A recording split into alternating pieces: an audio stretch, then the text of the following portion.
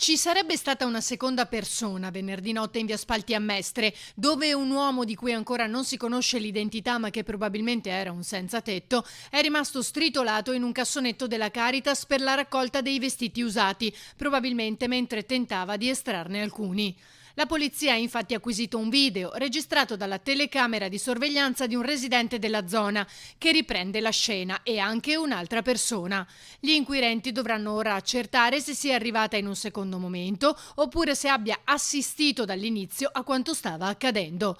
Secondo gli investigatori, la vittima si sarebbe infilata autonomamente con la testa nel cassonetto e confidano di ottenere riscontri dal video nonostante le immagini non siano così nitide. Quando sono intervenuti sul posto, gli agenti non hanno trovato alcun documento che permettesse l'identificazione.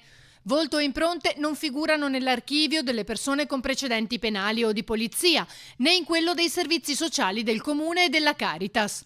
Al momento non è possibile sapere se sia morto soffocato tra gli abiti oppure se sia stato schiacciato dal meccanismo di funzionamento del cassonetto.